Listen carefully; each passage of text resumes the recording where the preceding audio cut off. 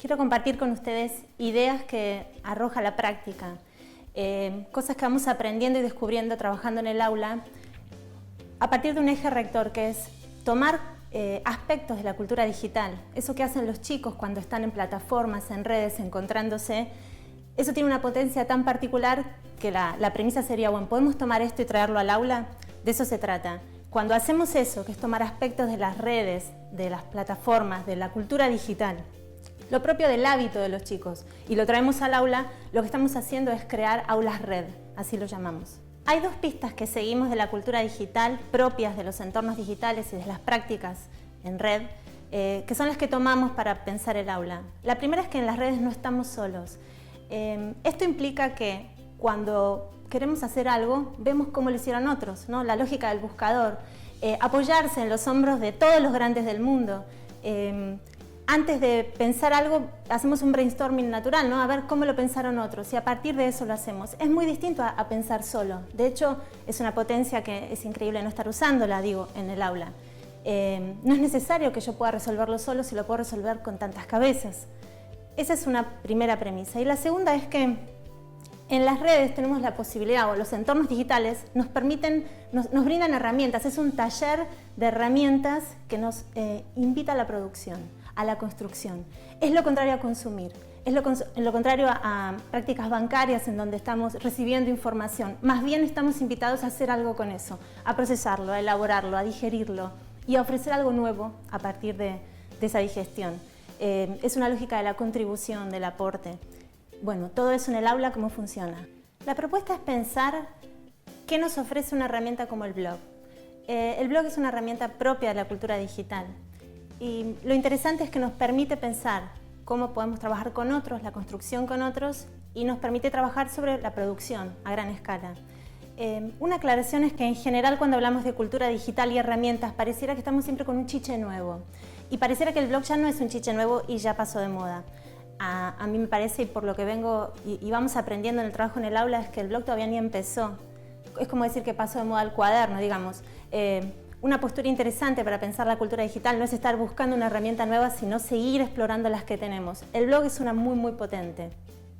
Y sobre todo por las ideas que nos ofrece para trabajar. Incorporar el blog al aula es útil hacerlo en relación a lo que es el cuaderno y la carpeta, herramientas cruciales del aula. El blog tiene puntos en común con el cuaderno y la carpeta y además tiene un más allá. Una primera instancia es la materia prima del cuaderno. La materia prima del cuaderno y la carpeta es la palabra escrita. También el dibujo, a veces los colores. En el blog está esto presente, su materia prima es la palabra escrita, tenemos colores y podemos hacer dibujos y le empezamos a sumar más elementos, más materia prima, por lo tanto más riqueza. En ese sentido podemos pensar en los audios, podemos pensar en lo multimedial, podemos pensar en las fotos, podemos pensar en los links. Todo esto hace que una producción de sistematización de información, de repetición de una actividad, de un procedimiento, que son las prácticas de cuaderno o carpeta, empiece a estar cruzado y exija la incorporación de un mundo más rico, más parecido a la realidad, ¿no? Porque en cuaderno y carpeta a veces estamos recortando y si empezamos a poner todos los elementos que hay en juego, como nos pasa en la vida, bueno, la exigencia es diferente y el interés también es diferente. Otro aspecto interesante de trabajar con blogs en el aula tiene que ver con la posibilidad del hipertexto. En un cuaderno o carpeta nos referimos a una fuente, trabajamos con un libro de texto, siempre hay una referencia a algún insumo, algún ingrediente con el que se trabaja. Ahora, la posibilidad de construir un texto vinculándolo con otros, en diálogo con lo que otros han dicho, en diálogo con lo que otros han producido sobre el mismo aspecto, en diálogo con una fuente primaria, con una fuente secundaria, toda la realidad posible que engloba la idea de hipertexto, del link, de nuevo, ofrece la posibilidad de estar construyendo, sistematizando, repitiendo, creando un objeto de conocimiento más rico. Lo que en el cuaderno o la carpeta es corregir, en un blog es editar. Y esta es una diferencia interesantísima porque modifica absolutamente la posibilidad de intervención y algo así como el paradigma del aula. Cuando estamos corrigiendo un cuaderno o una carpeta, incluso el alumno, nosotros, cuando borramos porque nos equivocamos, cuando estamos trabajando sobre papel y de modo individual, con la goma, que es un objeto muy interesante también, lo que hacemos es borrar lo anterior y además desgastar el papel hasta que se genera un agujero. La diferencia del botón editar, que es una belleza el botón editar, es que nos instala instantáneamente en la idea de proceso. Si yo estoy editando es porque estoy reelaborando. Si me equivoqué es porque es necesario que profundice, que amplíe, que lo vuelva a ver, que lo vuelva a revisar. Es lo contrario a borrar, sino que es subir una escalera. Esta lógica de editar modifica la concepción frente al error. No nos estamos equivocando, sino que estamos aprendiendo haciendo. Y esto es algo que pedagógicamente, lo venimos diciendo hace mucho, solo que esta herramienta lo pone en juego y de relieve de una manera muy interesante. También esta posibilidad de edición modifica la lógica de la corrección para el docente. Si yo estoy pudiendo pedir una reelaboración porque es editable, es muy distinto a estar dando la respuesta correcta porque se equivocó, porque no tengo muchas más veces, porque se rompe el papel. En cambio acá realmente puedo estar proponiendo, sugiriendo, haciendo una pregunta, dando una retroalimentación que permita hacerlo de nuevo, porque estamos aprendiendo. El blog tiene otro botón que es una maravilla, es el botón comentar. El botón comentar inaugura propuestas de dinámica diferentes. A diferencia del cuaderno o la carpeta donde el interlocutor es uno, ¿no? En general uno cuando escribe de manera individual en un cuaderno está pensando en que lo va a leer el docente o los padres si se sugiere esto. Cuando esa interrelación está planteada desde un botón que dice comentar, ya la participación es otra. Primero que la lectura no es tildar lo vi o no es ver si está correcto o no, sino implica, bueno, ¿qué aporte puedo hacer? Si yo tengo que apretar un botón comentar, bueno, realmente tengo que comentar. Y comentar puede pasar a ser algo apreciativo, como decir muy lindo, pero también si estamos en un entorno educativo, en un aula, la propuesta sería, bueno, ¿cómo puedo aportar? ¿No? ¿Qué comentario puedo hacer? ¿Qué otro recurso puedo sumar?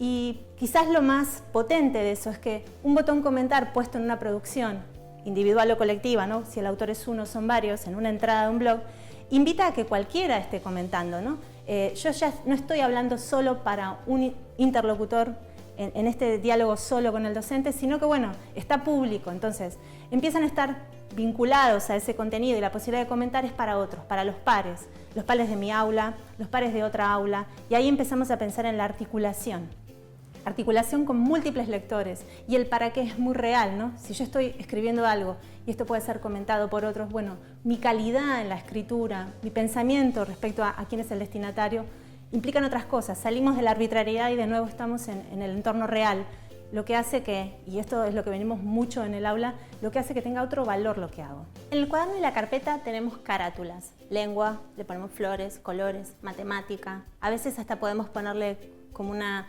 pestañita.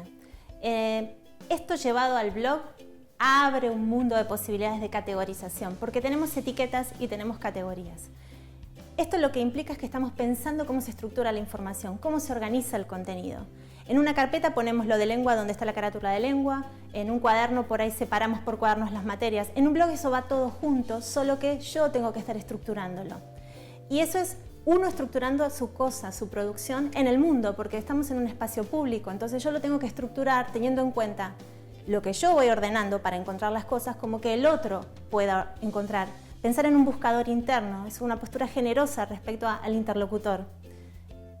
Además ofrece algo que es como lo que pasa cuando uno trabaja la estructura de la información, es que en un blog estamos generando un archivo, la memoria infinita.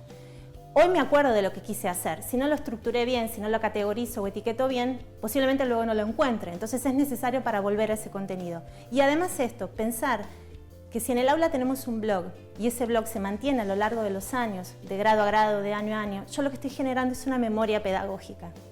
Esto primero, en principio uno lo dice y funciona, digo, genial, tengamos una memoria pedagógica, si podemos tenerla. Ahora, ¿qué nos ofrece como cambio? ¿Qué pasa cuando tenemos una memoria pedagógica? En primera instancia, lo que vemos cuando un docente tiene sus prácticas, sus consignas, sus propuestas de trabajo archivadas, porque lo hizo el año pasado y lo categorizó bien, entonces puede volver sobre eso. Bueno, la segunda vez lo hace mejor, porque no es lo mismo tenerlo en papel y ver dónde lo dejé, que está en mi blog docente o en mi blog de aula y me acuerdo que lo hice. Entonces tomo esa entrada, la reedito, hago una versión nueva porque ya tuve una práctica que me permite modificarla.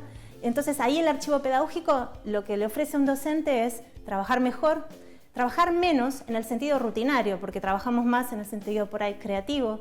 Y además esto de volver a reflexionar sobre la práctica porque está escrita, ¿no? Esto de tener una cámara que está guardando, bueno, es mejor que la memoria solamente, ¿no? Se nos suma como gigas de memoria y pensamiento. Eso desde el punto de vista del docente. Ahora, si pensamos en un alumno, ¿qué pasa si yo veo potabilización de agua en primer grado y paso a segundo y la profe dice agua de nuevo y se me linkea con... Eso lo vimos el año pasado. Eso hacen los chicos, eso está pasando, no lo propusimos nosotros. Cuando los chicos continúan en su proceso con un blog, empiezan ellos a integrar. Incorporar el blog al aula necesita mucha paciencia. Si realmente pensamos lo que tardamos en aprender a usar un cuaderno o una carpeta, fueron años, ¿no? Desde el cantón al cuaderno, pasamos por la arena, hay un proceso de cómo usar una herramienta en el aula. Primero, entonces, mucha paciencia, sobre todo porque lo que proponemos es modificar lo que es lo privado del aula, pasa a ser público, está abierta la puerta. Cuando yo quiero guardar algo en el blog, el botón se llama publicar. Deja de ser algo que hago como prueba, es algo que se hace en serio. Y hacer eso no es fácil, es un nivel de exposición muy fuerte. Al principio, cuando trabajamos con docentes estos, primero es, pero van a estar públicas cosas que están mal escritas. ¿Y no se lo corrijo? Y no, porque es un proceso. O mi consigna por ahí no es perfecta, ¿no? Los docentes también no damos muy buenas consignas. Oralmente por ahí lo emparchamos, pero si queda escrito, queda escrito. Bueno, no, se puede editar, o si no, si es necesario, poner un cartel que dice en construcción. Eso nos permite todo. Todo esto puede fallar. Si algo que aprendemos en el aula, que sabemos hacer los docentes, es que todo va a caer, nada va a conectar, la luz se va a cortar, no hay agua. No quiere decir que podemos incorporar el blog porque el aula esta es perfecta y tenemos una conectividad estable. Eso es mentira, no existe en el mundo. No hay planeta, no tenemos aulas perfectas que conectan siempre. De hecho, por día, varias veces durante 20 minutos cae el servidor. Entonces, no se trata de exactamente la herramienta, poder estar usando el blog. Sin el blog, todo esto que estamos pensando no funciona. Específicamente tiene que funcionar todo lo otro para que podamos incorporar el blog. O sea, lo interesante es esto que es el fin último de la educación, o uno de ellos, que es poder estar juntos, poder construir juntos. ¿Qué pasa cuando tenemos que vivir juntos y aprender? Eso es lo que está en juego. Si hay conexión o no, bueno, lo que tiene que estar pensado es el aula en estos términos, ¿no? Sumar las cabezas, aportar entre todos, que la construcción del aprendizaje no sea individual sino colectivo, o sea, un diálogo entre lo individual y lo colectivo. Sin electricidad, un blog puede ser incorporado porque incorporamos la idea de estar construyendo juntos y de no estar solos cuando aprendemos. Hoy, si cerramos los ojos y decimos aula, nos imaginamos hileras, cuerpos separados, todos mirando para adelante a un solo interlocutor. A mí me gustaría que en el futuro, cuando digamos aula, sea algo totalmente diferente, que decir aula, cerrando los ojos, implique plaza, gente compartiendo un juego, sumando aportes, lo que sucede en una fiesta cuando bailamos juntos, cada uno a su manera, en un mismo ritmo, un sentido común. Aula es una fiesta.